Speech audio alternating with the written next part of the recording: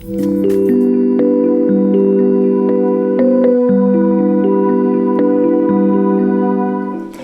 I'm Martin King. And I'm Lucy Kennedy, and we support Ireland AM's Time to Talk mental health campaign. That, of course, is Martin King and Lucy Kennedy, and we thank them for supporting Ireland AM's Time to Talk campaign. Now, growing up, our next guest's struggle with mental illness began in her early teens, and it resulted in her attempting to take her own life twice. Recently, I caught up with DJ Nikki Hayes as part of our Ireland AM Time to Talk mental health campaign, as she chatted about her mental health difficulties and how she's overcome them.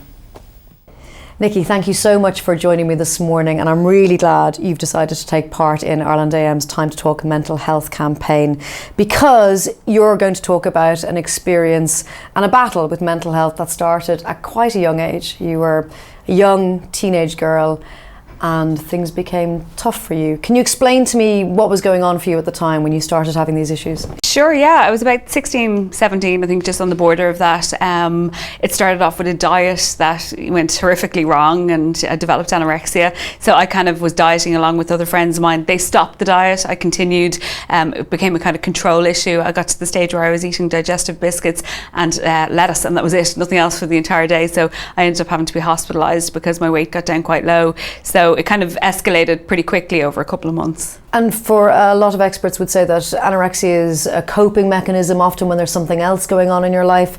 Looking back now, can you see that, or can you acknowledge there was something else that you were controlling your emotions with anorexia, or was it just a diet that went out of control for you? Yeah, well, I mean, at first I thought it was just a diet that went out of control, and that's how it was being dealt with. But I mean, looking back, my father started getting ill at the same time. He was 10 years battling cancer. Myself and my father were like, you know, Bill and Ben. We went everywhere together. It was me and him through everything. So I don't know if it was him getting sick that triggered it in some way, but it started at the same time. So you're now 34, so this is when you were 16, so we're going back 15 odd years in Ireland.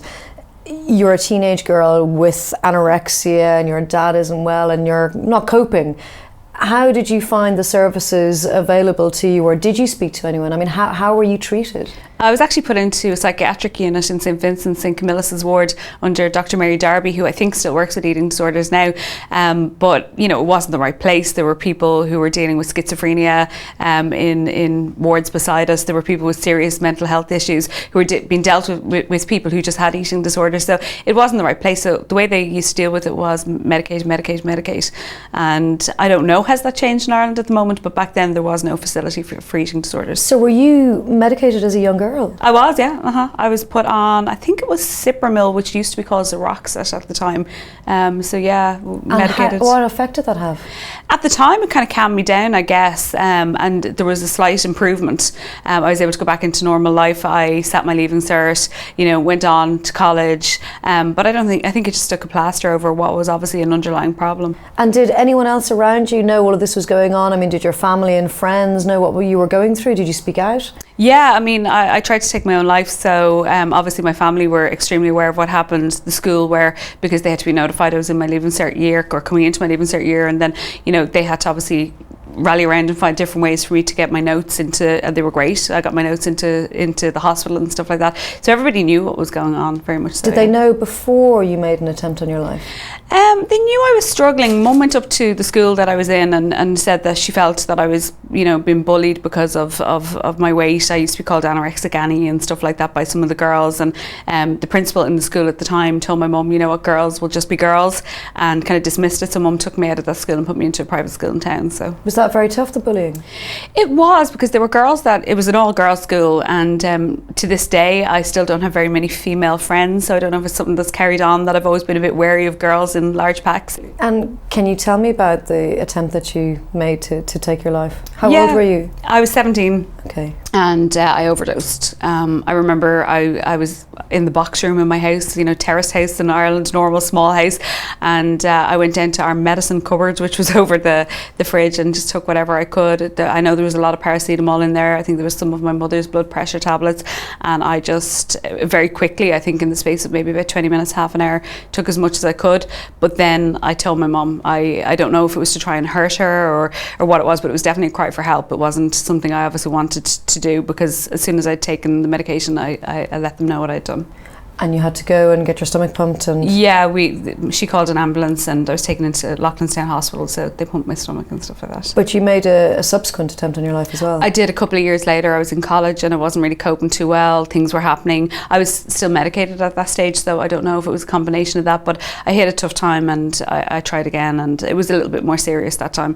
Ended up back in hospital, but it took a little bit longer to recover. When you say it was a little bit more serious this time, I mean, the first time round you recognised it was a cry for help. Second time round, did you want it to be the end? I think so at the time, yeah. I just wanted out. I was hurting a lot. There was a lot of things I didn't understand kind of with life. What was going on for you? Well, Dad was obviously getting sicker. He had been given a couple of free years and then he got a lot sicker. The cancer had become a lot more aggressive. I wasn't doing too well in college. I was doing a course I didn't really want to do. I felt very isolated, very alone. I didn't really know where I wanted to be in life, and I just thought it'd be easier to get out. But the overdose I took was a lot more... There was a lot more tablets involved. It affected me in a lot more of a way, and I ended up And did the same thing happen? Did you take the tablets and then say to somebody, I've taken these, or...? No, I fell and actually took a fit and hit my head on the ground and took a seizure, so I was brought to hospital. So somebody spotted you? Yeah. I was sharing a house with a couple of people, so I was taken to hospital that time. So when you came to in hospital, realising you'd failed in your attempt, were you glad that you'd survived or not? No, I was quite angry, and I was over 18 at the time, and the doctors actually called my mum and dad to tell them to come, because obviously the doctor thought he stepped above what he should have done with confidentiality and called them, but I'm glad he did now. I probably wouldn't have told my parents and probably would have gone on and done it again and maybe succeeded. So what happened then? Then I actually went over to my sister in New York. She was living over there, so my mum and dad thought it was best maybe just to get me away and change of environment. Yeah, and it was the making of me. I worked in Manhattan for a couple of months and just got myself together, and when I came home I very much had a good stretch then. I was working in radio a lot more regularly. I had been doing part-time stuff for years, but it became more regular, more focused, and it probably was the making of me then, yeah. And were you still medicated at that stage? No, at that stage, no. Or using counselling at that stage, no? Counselling on and off. On and off. I used to find that if something kind of would come up that I couldn't deal with, I might speak to mum or dad about it, and they'd say, do you want to go talk to someone? So it became that after the second time it was definitely more recognisable. So okay, and then of course you got this big gig on radio. You were very famous, you're getting paid loads of money, which sounds like everyone's dream come true. But there's a lot of pressure that comes with that as well. There is. I think I peaked very early in my career. What were you, 21? 21, yeah. I mean, that's a lot to put on the shoulders of a 21-year-old. I mean, you were extraordinarily talented, you could do it, but mentally it's tough. It was, because I mean I was living the dream. Everybody, when we got into radio, we all said we want to work on RT, we want to be on 2FM. It was the pinnacle station because there only ever was back then Radio Ireland and 2FM, so you had to kind of aim for one of them, and it was 2FM for me, and I was delighted. It was the best thing in the world. I loved it. I loved working under John Clark at the time. He was great, but with it came a lot of fake friends, people who wanted to not know you, know your persona, who wanted to tag along for the ride, and with that came a lot of crazy times. And I know that then your father passed away in 2007, which still hurts you. I can see just when I talk about it, it's a very big deal for you.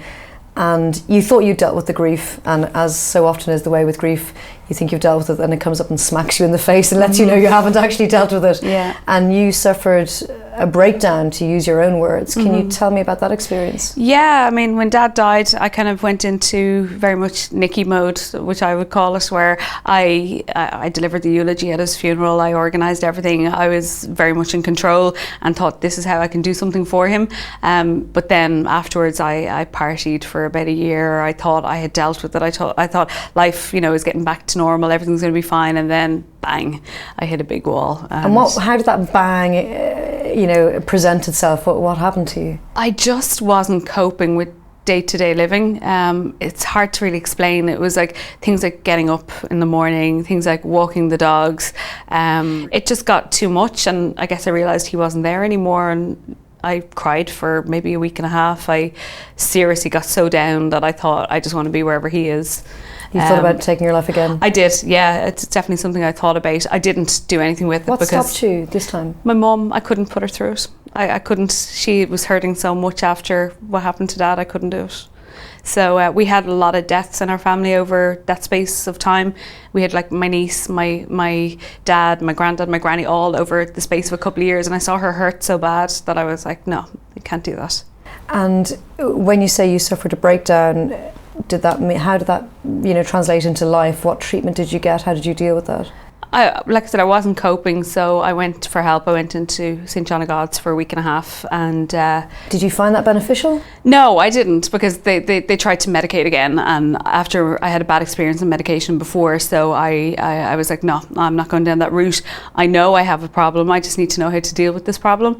So I came back out, and I did go for counselling then outside, and went to see a life coach, which, out of all the treatment I had over the years, I feel the life coach was the most beneficial. So now you're in a perfect position to offer advice to people who are watching you, who are struggling with life or who are thinking about ending their life. What can you say to them from your experiences to maybe offer them a lifeline or just your own wisdom? What advice would you offer to people who are currently finding life too difficult to bear?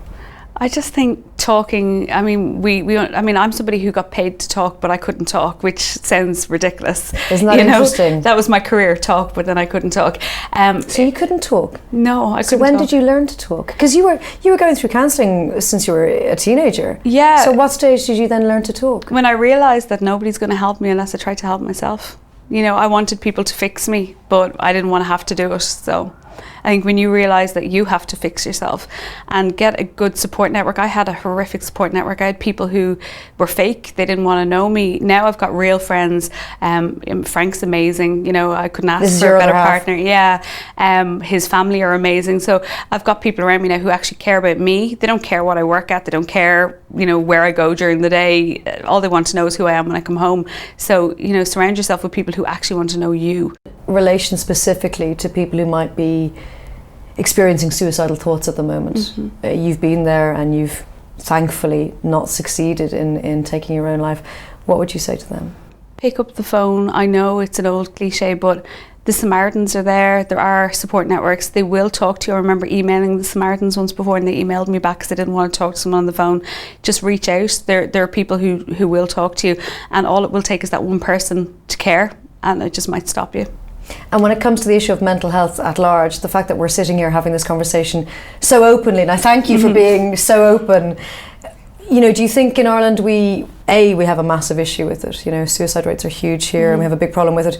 But do you think we're getting better? Do you think the taboos are slowly being shattered, that we are improving and we are getting better at talking and acknowledging that mental health issues are real and are around us, and chances are we're all going to suffer with it at some stage? Very slowly, but I think, we're getting there. And I think it's the likes of you guys, in TV3, the fact that you're actually given some airtime to talk about it. I mean, years ago, it's not something that would ever make TV, radio, paper, but it is now. And I think the more people see that, okay, well, she works in this industry and she's suffering with it, maybe I'm not so bad now. So I think, it's definitely going to help big time. Nikki, I can't say thank you enough, because it will have a huge impact on people watching, and it's down to people like you, not us, people like you choosing to talk out about it, that's actually going to change things. So Nikki Hayes, thank you so much. Thank you.